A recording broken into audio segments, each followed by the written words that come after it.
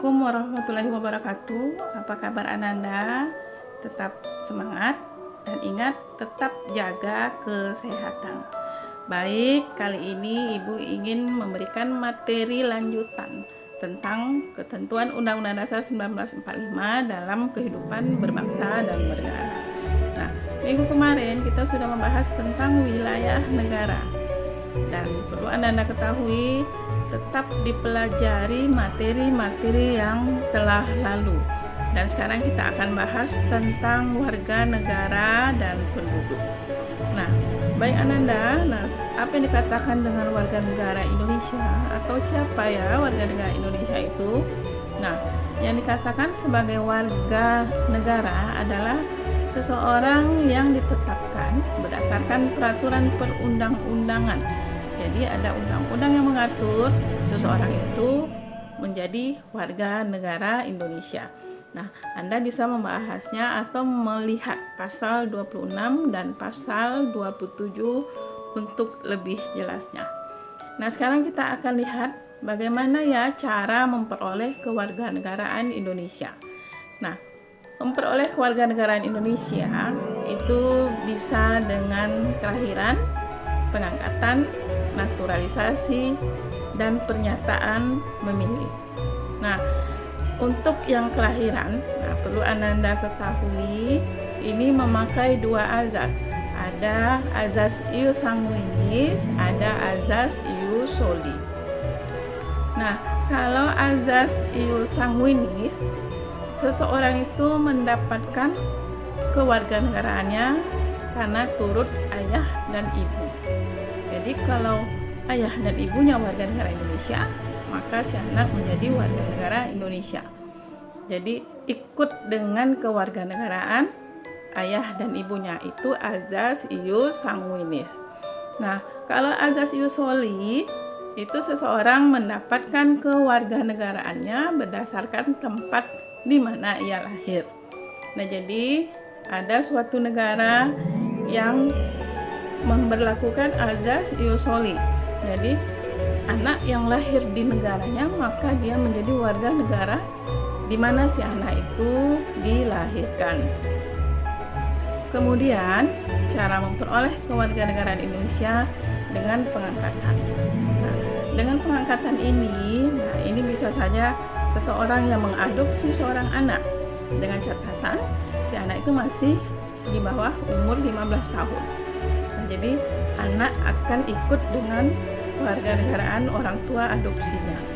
Dan nanti setelah si anak berumur 15 tahun ke atas, dia baru bisa memilih apakah akan ikut kewarganegaraan orang tua adopsinya atau tidak. Yang ketiga itu naturalisasi. Nah, naturalisasi ini biasanya diberikan pada orang warga negara asing yang dianggap sudah berjasa terhadap negara Indonesia. Jadi itu bentuk suatu penghargaan terhadap warga negara asing dengan catatan warga negara asing tersebut sudah tinggal di Indonesia selama 5 tahun berturut-turut. Nah, kemudian yang keempat, karena pernyataan memilih. Jadi pernyataan memilih ini itu ada dua azas. Azas yang pertama adalah dengan cara stem sel aktif, kemudian stem sel pasif.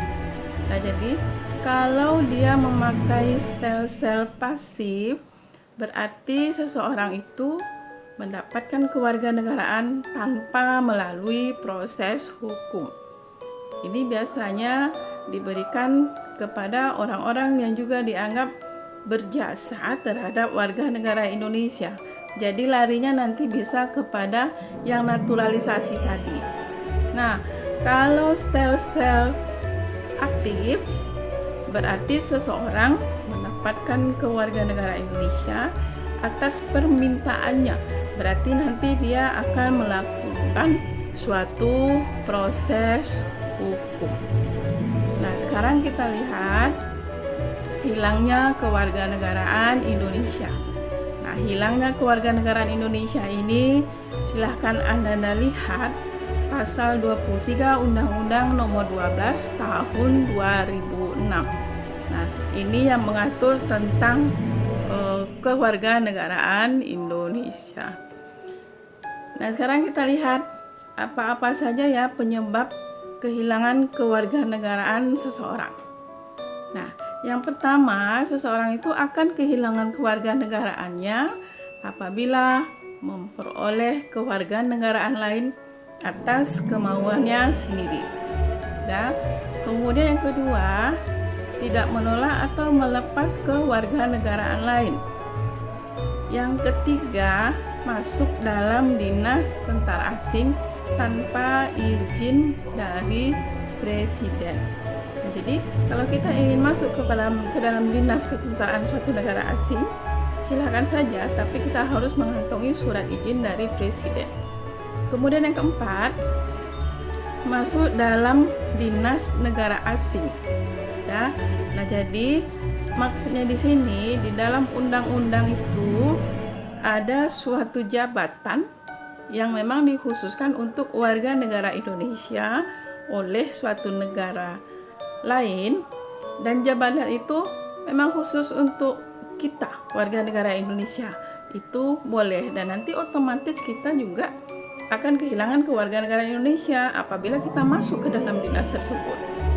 Kemudian yang kelima, mengangkat sumpah atau janji setia kepada negara asing. Nah, jadi perlu Anda ketahui, pengangkatan sumpah itu tidak bisa kita lakukan apabila kita tidak sebagai warga negara di mana negara itu melakukan suatu sumpah jabatan.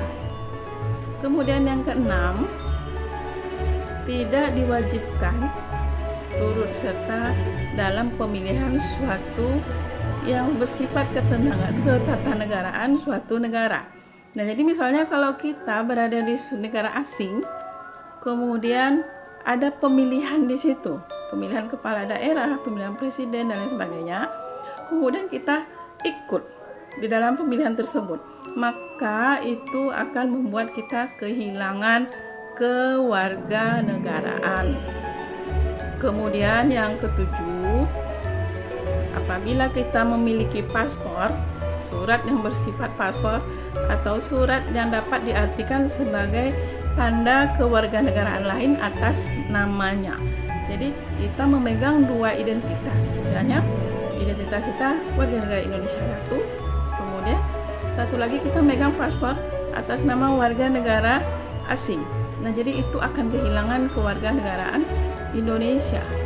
Nah, kemudian yang kedelapan, bertempat tinggal di luar NKRI selama 5 tahun berturut-turut, berarti 10 tahun tidak terputus, dan kita tidak mengajukan keinginan untuk tetap menjadi warga negara Indonesia, maka itu akan membuat kita kehilangan kewarganegaraan Indonesia.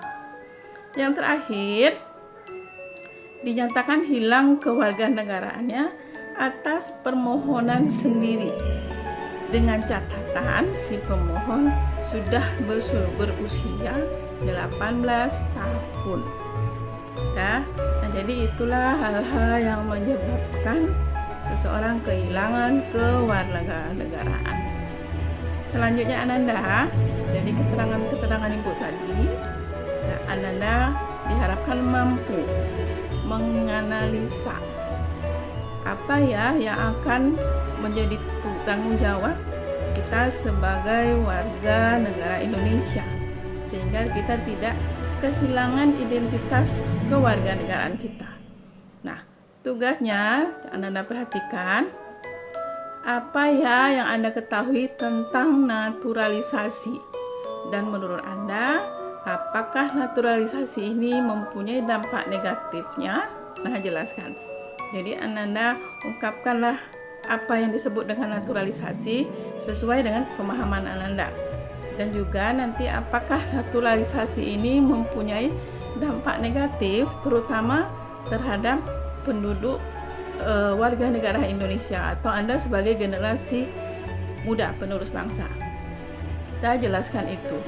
Kemudian yang kedua, Anda tuliskanlah nama-nama siapa-siapa saja orang asing yang sudah mendapatkan naturalisasi.